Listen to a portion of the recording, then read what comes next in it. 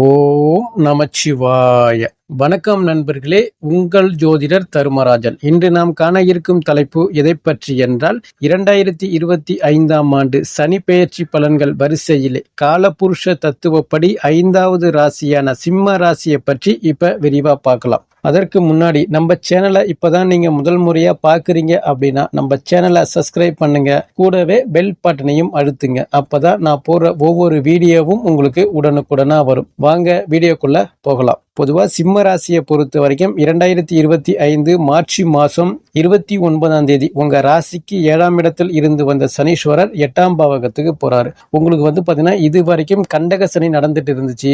இனி பாத்தீங்கன்னா உங்களுக்கு அஷ்டம சனி ஆரம்பிக்க போகுது. 8ஆம் இடத்துல சனீஸ்வரர் இருந்து குடும்பஸ்தானம் 2ஆம் இடத்தை பாக்குறதால பாத்தீங்கன்னா அதற்கு பெயர் அஷ்டம சனின்னு சொல்றது. பொதுவா உங்களுடைய குடும்ப வாழ்க்கை அப்படிங்கிறது பாத்தீங்கன்னா கொஞ்சம் பார்த்து கவனமா செயல்படுத்தணும். அதாவது இந்த கண்டக சனி காலகட்டத்தில் பாத்தீங்கன்னா உங்களுக்கு தேவையில்லாத பிரச்சனை, வம்பு வழக்கு, அசிங்கம், அவமானம், கோர்ட்டு கேசு, பஞ்சாயத்து, விரைய செலவுகள், அதாவது பூர்வீக சொத்து சம்பந்தமான பிரச்சனைகள், அங்காளி பங்காளி பிரச்சனை, இது போல விஷயங்கள் உங்களுக்கு ஏற்பட்டு இருந்திருக்கும். ஆனா இந்த அஷ்டம சனி காலகட்டத்தை பொறுத்த வரைக்கும் உங்களுக்கு பெரிய ஒரு பாதிப்பை ஏற்படுத்தாது, பயப்பட தேவையில்லை. அதாவது நீங்க கவனமா இருக்கணும். ஒரு முறைக்கு 2 முறை யோசிச்சு நீங்க செயல்பட்டீங்க அப்படின்னா இந்த அஷ்டம சனியை பத்தி பயப்பட தேவையில்லை. புதிய முயற்சிகள் மட்டும் கொஞ்சம் பார்த்து கவனமா நீங்க செயல்படணும். அந்த புதிய முயற்சியில பாத்தீங்கன்னா ஒரு சில பின்னடைவுகள் ஏற்படும். ஒரு சில விஷயம் பாத்தீங்கன்னா முன்னுக்கு பின் முரணா ஏற்படக்கூடிய சூழலும் ஏற்படும். அதாவது காசு பண விஷயத்துல பார்த்து கவனமா இருங்க.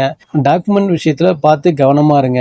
இந்த ஜாமீன் கையெழுத்து போடுறது, அடுத்தவங்களுக்கு காசு பணம் கொடுத்து ஹெல்ப் பண்றது, அடுத்தவங்களுக்கு பாத்தீங்கன்னா கடன் வாங்கி கொடுக்கறது, இது போல செயல்களை நீங்க ஈடுபடாம இருந்தாவே பாத்தீங்கன்னா இந்த அஷ்டம சனி உங்களுக்கு பெரிய பாதிப்பை ஏற்படுத்தாது. அதாவது இந்த சிம்ம ராசிக்காரங்களை பொறுத்த வரைக்கும் 6ஆம் அதிபதி சனீஸ்வரர் 8ஆம் இடத்துல மறையறதால விபரீத ராஜயோக அமைப்பா தான் உங்களுக்கு செயல்படுமே தவிர இந்த அஷ்டம சனி உங்களுக்கு கெடுதல் ஏற்படுத்தாது.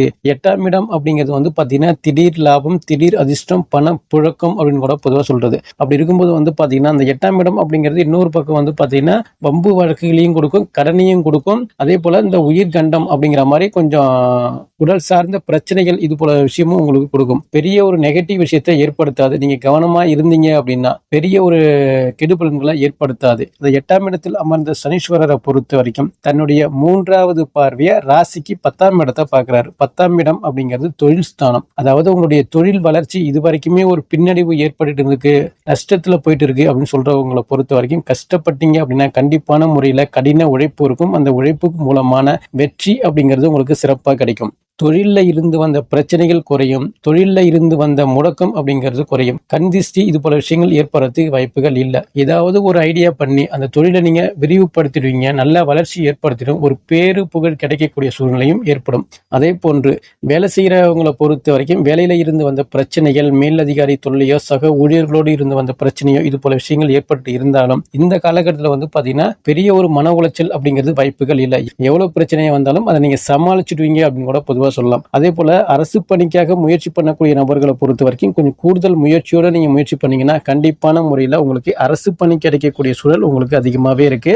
அதாவது அரசு பணியில் உள்ள நபர்களை பொறுத்த வரைக்கும் பொதுமக்களிடம் பார்த்து கவனமா நீங்க உரையாடுவது ரொம்ப நல்லது. தேவையில்லாத வார்த்தைகள், வித்தியாசமா பேசுறது, இது போல விஷயங்கள் வேண்டாம். அதாவது வாக்குஸ்தானத்தை சனீஸ்வரர் பாக்குறாரு அப்படின்னா ஒரு சில இடத்துல முன் கோபம், முரட்டுத்தனம், பிடிவாத குணம் அதிகமா உங்களுக்கு ஏற்படும். ஒரு சில வார்த்தைகள் வித்தியாசமா பேசக்கூடிய சூழ்நிலையும் உங்களுக்கு ஏற்படும். அதனால பொதுமக்களிடம் பேசும்போது பார்த்து கவனமா பேசுறது ரொம்ப நல்லது. அதே போல தனியார் துறையா இருக்கட்டும், இல்ல அரசு சார்ந்த துறையில வேலை பார்த்தாலும் சரி, உங்களுக்கு எல்லாம் பாத்தீங்கன்னா இந்த காலகட்டத்துல சம்பள உயர்வு, பதவி உயர்வு, பிடிச்ச இடத்திற்கு இடமாற்றம் செல்லக்கூடிய சூழ்நிலையும் உங்களுக்கு ஏற்படும். அதாவது வேலையில இருந்து வந்த பணி சுமை அப்படிங்கிறது பாத்தீங்கன்னா கொஞ்சம் குறையறதுக்கு வாய்ப்புகள் ஏற்படும். பெரிய ஒரு கஷ்டம் அப்படிங்கிறது உங்களுக்கு இல்ல. இந்த புதிய முயற்சிகள்ல மட்டும் ஒரு முறைக்கு 2 முறை யோசிச்சு செயல்பட்டீங்க அப்படின்னாவே ரொம்ப நல்லது. அடுத்ததாக சனீஸ்வரருடைய 7வது பார்வை உங்க ராசிக்கு 2ஆம் இடத்தை பார்க்கிறாரு. 2ஆம் இடம் அப்படிங்கிறது தனஸ்தானம், குடும்பஸ்தானம், வாக்குஸ்தானம் அப்படின்னு பொதுவா சொல்றது. இந்த குடும்ப வாழ்க்கையில பாத்தீங்கன்னா நீங்க ரொம்ப கவனமா இருக்கணும். அதாவது கணவன் மனைவிக்குள்ள ஒற்றுமை அப்படிங்கிறது ரொம்ப சிறப்பா இருக்கணும்.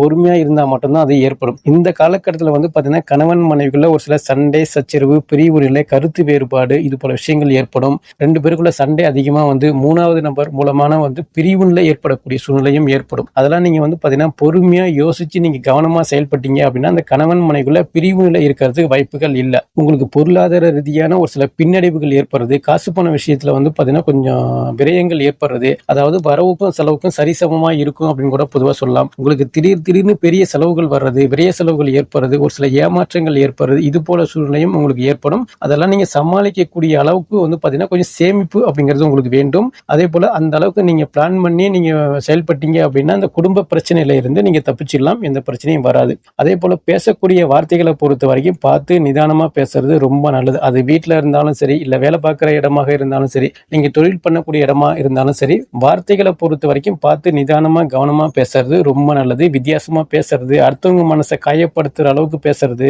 இது போல விஷயங்களை முடிஞ்ச வரைக்கும் தவிர்த்துட்டீங்க அப்படின்னாவே உங்களுக்கு பிரச்சனையில இருந்து நீங்க வெளியில வந்துடலாம். அதே போன்று மாணவர்களை பொறுத்த வரைக்கும் படிப்புல இருந்து வந்த தடங்கள் தாமதம் அப்படிங்கிறது கொஞ்சம் ஒரு சில நபர்களுக்கு இருக்கதான் செய்யும். மாணவர்களை பொறுத்த வரைக்கும் ஒரு சில பின்னடைவுகள் ஏற்படுறது, அதாவது நீங்க நினைச்ச துறையை படிக்கக்கூடிய சூழ்நிலையில வந்து தடங்கள் தாமதம் ஏற்படக்கூடிய சூழ்நிலையும் ஏற்படும். கொஞ்சம் கூடுதல் முயற்சியோட நீங்க முயற்சி பண்ணி படிச்சால் மட்டும்தான் நீங்க நினைச்ச துறைக்கு செல்லக்கூடிய சூழ்நிலை ஏற்படும். நினைச்ச மாதிரியான மதிப்பெண்கள் பெறக்கூடிய சூழ்நிலையும் ஏற்படும். அதனால மாணவர்களை பொறுத்த வரைக்கும் கொஞ்சம் கூடுதலான முயற்சி பண்ணி படிச்சால் மட்டும்தான் நீங்க நினைச்ச துறையை சாதிக்கக்கூடிய சூழ்நிலை உங்களுக்கு ஏற்படும். இல்லைன்னா ஒரு சில பின்னடைவுகள் ஏற்படுறதுக்கு நிறைய வாய்ப்புகள் உருவாகும். அடுத்ததாக சனீஸ்வரருடைய 10வது பார்வை ராசிக்கு 5ஆம் இடத்தை பார்க்கிறாப்ல. 5ஆம் இடம் அப்படிங்கிறது பூர்வ புண்ணியஸ்தானம். அதாவது இந்த காலகட்டத்தில் வந்து பார்த்தீங்கன்னா குழந்தைகளுக்கு உங்களுக்கும் ஒரு சில மனஸ்தாபங்கள் ஏற்படுறது, ஒரு சில வாக்குவாதங்கள் ஏற்படுறது, இது போல சூழ்நிலை ஏற்படும். அதே போல குலதெய்வத்துக்கு போயிட்டு வந்தீங்க அப்படின்னா ஒரு சில சஞ்சலங்கள் ஏற்படுறது, ஒரு சில தடங்கள் தாமதம் ஏற்படுறது, ஒரு சில நெகட்டிவ் விஷயங்கள் ஏற்படுறது, இது போல சூழ்நிலையும் ஏற்படும். அதே போன்ற பூர்வீக சொத்து, பூர்வீக இடம், பூர்வீக சம்பந்தமான விஷயத்துல வந்து பார்த்தீங்கன்னா ஒரு சில பிரச்சனைகள் வர்றது, அதை வந்து தீர்க்க முடியாத சூழ்நிலை ஏற்படுறது, இது போல சூழ்நிலையும் ஏற்படும். எல்லா விஷயத்திலுமே கவனமா நீங்க செயல்படணும். புதிய முயற்சிகளை பொறுத்த வரைக்கும் இந்த 2.5 வருஷ காலகட்டத்துக்கு வந்து பாத்தீங்கன்னா நீங்க பார்த்து சரியான முறையில செயல்படுத்துறது ரொம்ப நல்லது. இல்லைன்னா உங்களுடைய சுய ஜாதகத்துல வந்து தசா புத்தி நல்லா வலுவா இருந்துச்சுன்னா மட்டும் புதிய முயற்சிகளை சிறப்பா பண்ணுங்க, அது வெற்றி கிடைக்கும். இல்ல சரியான தசா புத்தி உங்களுக்கு இல்ல அப்படின்னா புதிய முயற்சிகளை பொறுத்த வரைக்கும் இந்த 2.5 வருஷ காலகட்டத்துக்கு நீங்க செய்ய வேண்டாம். அதே போன்று குழந்தை பாக்கியத்திற்கு முயற்சி பண்ணக்கூடிய நபர்களை பொறுத்த வரைக்கும் கொஞ்சம் தடங்கள் தாமதத்தோட குழந்தை பாக்கியம் பெறதுக்கு நிறைய வாய்ப்புகள் உருவாகும். காதலர்களை பொறுத்த வரைக்கும் காதலுக்குள்ள கசப்பு ஏற்படுறது வாய்ப்புகள் அதிகமா இருக்கும். அதனால இந்த 2.5 வருஷ காலகட்டத்தை பொறுத்த வரைக்கும் காதலர்களுக்குள்ள கருத்து வேறுபாடுகள் ஏற்படக்கூடும். இருவரும் சண்டை ஏற்பட்டு பிரியக்கூடிய சூழ்நிலையும் ஏற்படும். அதாவது உங்களுடைய சுய ஜாதகத்துல தசாபுத்தி நல்லா இருந்துச்சுன்னா காதல் வெற்றி பெறும், இல்ல அப்படின்னா தோல்வி ஏற்படுறதுக்கு நிறைய வாய்ப்புகள் உருவாகும். அப்படி இருக்கும்போது யாருக்கெல்லாம் சாதகமா இருக்கு, யாருக்கெல்லாம் பாதகமா இருக்கு அப்படின்னு கேட்டீங்கன்னா பொதுவா பேசி பிழைக்கக்கூடிய ஆசிரியர் பணியாக இருந்தாலும் சரி, இல்ல அட்வொகேட் பணியாக இருந்தாலும் சரி, இல்ல ஜோதிட துறை, நான் அக்கௌண்ட்ஸ் டிபார்ட்மெண்ட்ல ஒர்க் பண்ணிட்டு இருக்கேன், ரியல் எஸ்டேட் பிசினஸ் பண்ணிட்டு இருக்கேன், கமிஷன் மூலமான ஒரு சில வேலையை பார்த்துட்டு இருக்கிறேன், மார்க்கெட்டிங் பிசினஸ் பண்ணிட்டு இருக்கிறேன் அப்படின்னு சொல்றவங்களை பொறுத்த வரைக்கும் உங்களுக்குலாம் நீங்க ரொம்ப பார்த்து கவனமா இருக்கணும். எந்த நேரத்துல வேணாலும் உங்களுக்கு வந்து பிரச்சனைகள் வர்றதுக்கு வாய்ப்புகள் உருவாகும். அதனால முடிஞ்ச வரைக்கும் பேசக்கூடிய வார்த்தைகளை நிதானமா பொறுமையா பேசுறது ரொம்ப நல்லது. அதே போன்று கலைத்துறையோ, மீடியா துறையோ, சினிமா துறையோ, இல்ல ஜவுளி கடை, அடகு கடை, ஃபேன்சி ஸ்டோர் வச்சிருக்கேன், இல்ல நான் தொழில் பண்ணிட்டு இருக்கேன், நான் வேலை பார்த்துட்டு இருக்கிறேன் அப்படின்னு சொல்றவங்களை பொறுத்த வரைக்கும் உங்களுக்கு வந்து திடீர் லாபம், திடீர் அதிர்ஷ்டம், பணப்புழக்கம் அப்படிங்கிற மாதிரி உங்களுக்கு நல்ல ராஜயோக வாழ்க்கை அப்படிங்கிறது உங்களுக்கு ஏற்படும். அப்பப்போ ஒரு சில பிரச்சனைகள் வந்தாலும் நீங்க அதை சமாளிச்சுட்டு